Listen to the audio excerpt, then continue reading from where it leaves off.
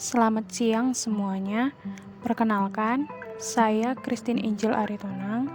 Di sini akan menjelaskan kepada kita semua tentang pasar modal syariah. Pasar modal syariah.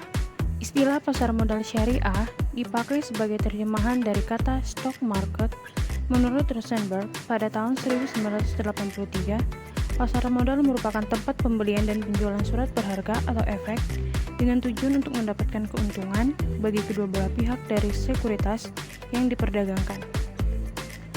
Berdasarkan Undang-Undang Nomor 8 Tahun 1995 tentang pasar modal menyatakan bahwa yang dimaksud pasar modal adalah kegiatan yang berkaitan dengan penawaran umum dan perdagangan efek yang diterbitkannya, serta lembaga dan profesi yang berkaitan dengan efek.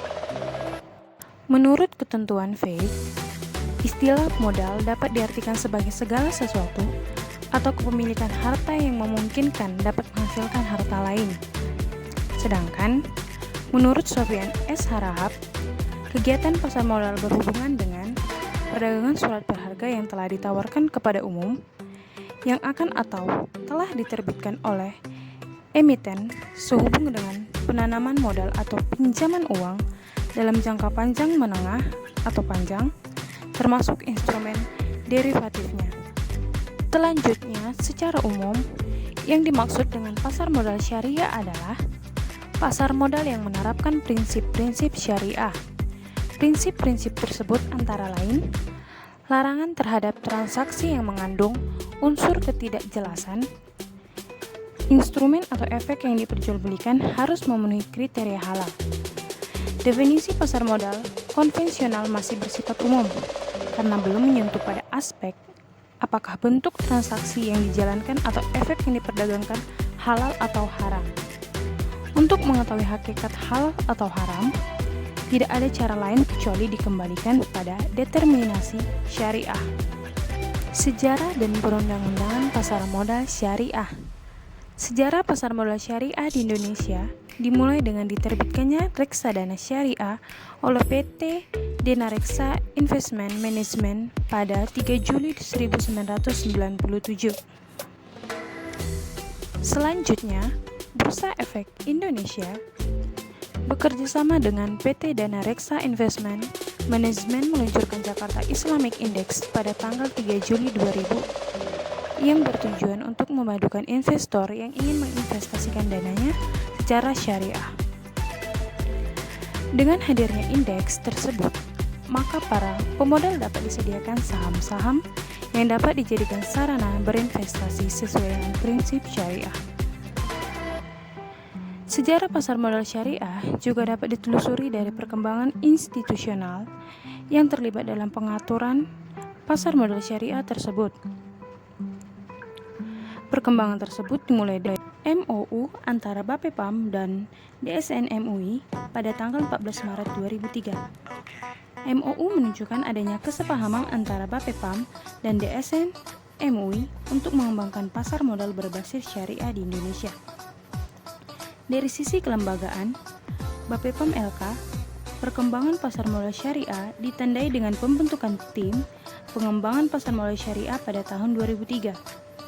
Selanjutnya, pada tahun 2004, pengembangan pasar modal syariah masuk dalam struktur organisasi BAPEPAM dan LK dan dilaksanakan oleh unit setingkat eselon keempat yang secara khusus mempunyai tugas dan fungsi mengembangkan pasar modal syariah.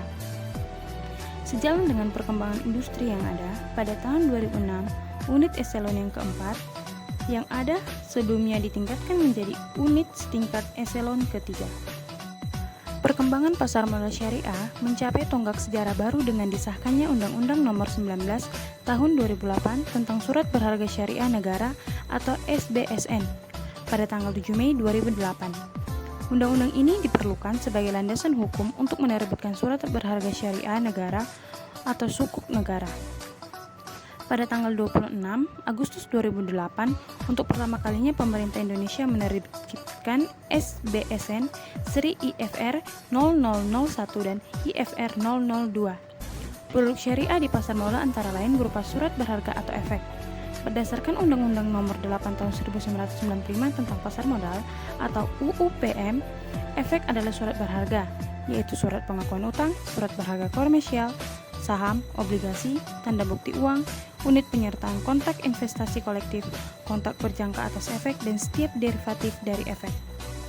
Akad dalam pasar modal syariah. Akad atau biasa disebut dengan ikatan, keputusan atau penguatan, perjanjian atau kesepakatan. Transaksi dapat diartikan sebagai suatu komitmen yang berbingkai dengan nilai-nilai syariah. Akad-akad dalam pasar modal syariah. Yang pertama ada ijarah.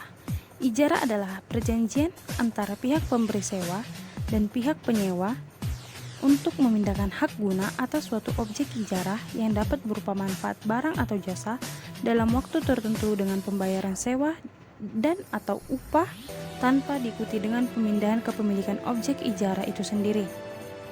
Yang kedua ada itisna. Itisna adalah perjanjian antara pihak pemesan dan pihak pembuat atau penjual untuk membuat objek itisna yang dibeli oleh pihak pemesan atau pembeli dengan kriteria persyaratan dan spesifikasi yang telah disepakati kedua belah pihak.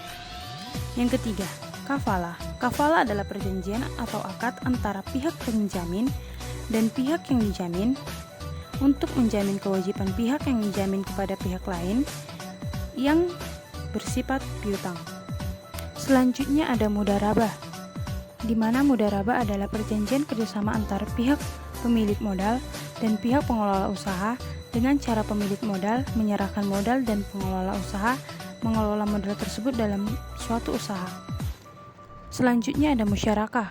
Musyarakah adalah perjanjian kerjasama antar dua pihak atau lebih dengan cara menyertakan modal baik dalam bentuk uang maupun bentuk aset lainnya untuk melakukan suatu usaha. Dan yang terakhir ada wakalah. Wakalah adalah perjanjian pihak pemberi kuasa dan pihak penerima kuasa dengan cara pihak pemberi kuasa memberikan kuasa kepada pihak penerima kuasa untuk melakukan tindakan atau perbuatan tertentu.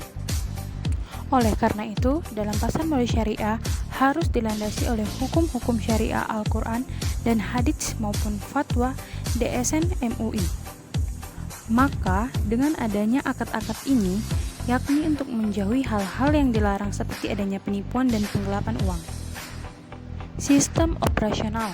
Bagi perusahaan yang mencari dana segar, pasar modal menyediakan dana segar melalui mekanisme go publik dengan menerbitkan saham dan menyediakan dana dari penjual saham.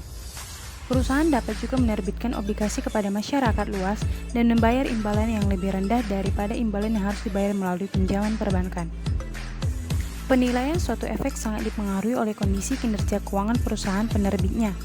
Dalam analisis memilih efek, ada beberapa teknik yang dapat dilakukan. Untuk memilih saham dilakukan dua pendekatan, yaitu 1. Pendekatan fundamental.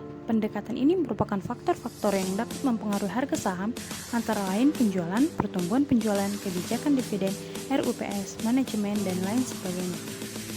2. Pendekatan analisis teknikal adalah analisis saham yang dilakukan dengan memprediksi harga saham di masa depan dengan melihat perkembangan harga saham dari waktu ke waktu, baik dilakukan secara manual maupun lewat bantuan program komputer. Kedua analisis teknikal ini akan mempengaruhi investor membeli atau menjual efek yang mereka miliki. Produk pasar modal syariah. Yang pertama, saham syariah. Produk pasar modal syariah saham. Secara konsep, saham merupakan surat berharga bukti penyertaan modal kepada perusahaan dan dengan bukti penyertaan tersebut pemegang saham berhak mendapatkan bagian hasil dari usaha perusahaan tersebut. Saham merupakan surat berharga yang mempresentasikan penyertaan modal ke dalam suatu perusahaan. 2. Sukuk atau obligasi syariah. Produk pasar modal syariah sukuk. Sukuk merupakan istilah baru yang dikenakan sebagai pengganti dari istilah obligasi syariah atau Islamic bonds. Obligasi syariah di dunia internasional dikenal dengan sukuk. Sukuk berasal dari bahasa Arab, sak atau tunggal, dan sukuk atau jamak yang memiliki arti mirip dengan sertifikat atau not. Ketiga ada reksadana syariah. Reksadana syariah sebagaimana reksadana pada umumnya merupakan salah satu alternatif investasi bagi masyarakat pemodal, khususnya pemodal kecil dan pemodal yang tidak memiliki banyak waktu dan keahlian untuk menghitung risiko atas investasi mereka. Reksadana syariah dikenal pertama kali di Indonesia pada tahun 1997. ditandai dengan penerbitan reksadana syariah dan reksa saham pada bulan Juli 1997. Sebagaimana salah satu instrumen investasi, reksadana syariah memiliki kriteria yang berbeda dengan reksadana konvensional pada umumnya. Selanjutnya, perbedaan pasar modal syariah dan pasar modal konvensional. Pertama, pasar modal konvensional berarti adalah tempat atau wadah di mana terjadi transaksi surat berharga dalam rangka pencarian atau penambahan dana yang akan dipakai sebagai modal untuk mengembangkan bisnis atau perusahaan. Sedangkan secara definisi pasar modal syariah atau syariah menurut Kamus Besar Bahasa Indonesia berarti hukum agama yang menetapkan peraturan hidup manusia, hubungan manusia dengan Allah, hubungan manusia dengan manusia, dan alam sekitar berdasarkan Al-Quran dan hadis. Pasar modal konvensional secara indeks memasukkan semua hal tanpa memperhitungkan halal haram produknya. Sedangkan pada pasar modal syariah, indeks sahamnya disusun atas dasar hukum Islam. Tentu saja karena semua aktivitas yang terjadi di pasar modal ini harus dilakukan berdasarkan prinsip dan hukum secara syariah. Lalu, transaksi secara instrumen bisa mengandung bunga jika di konvensional, dan bisa saja terjadi transaksi yang bersifat spekulatif dan manipulatif. Sedangkan di pasar modal syariah, transaksi yang dilakukan bebas bunga. Demikian pula instrumennya. Selain itu, juga bebas dari manipulasi pasar serta minim transaksi yang meragukan. Dan yang terakhir, pada pasar modal konvensional, baik haram atau tidak, investor dan juga pelaku pasar tidak mempermasalahkannya. Yang penting, produk bisa mendatangkan keuntungan. Arah perputaran uang dibuka secara bebas sehingga konsep bunga dan riba dalam pasar modal konvensional menjadi hal biasa terjadi. Sedangkan pada pasar modal syariah, peraturannya jelas ketat. Transaksi yang terjadi harus dilakukan berdasarkan hukum-hukum Islam yang berlaku, yaitu berdasarkan kehalalan dan kebolehan usaha perusahaan yang surat berharganya diperdagangkan. Dana yang dipadam tidak boleh dipakai untuk menggerakkan usaha-usaha yang bergerak di bidang yang tidak sesuai dengan prinsip syariah seperti yang sudah dijelaskan pada poin sebelumnya. Demikianlah pemaparan materi pasar modal syariah yang saya bawakan pada siang hari ini. Semoga saudara-saudara sekalian dapat memahaminya. Akhir kata saya ucapkan terima kasih.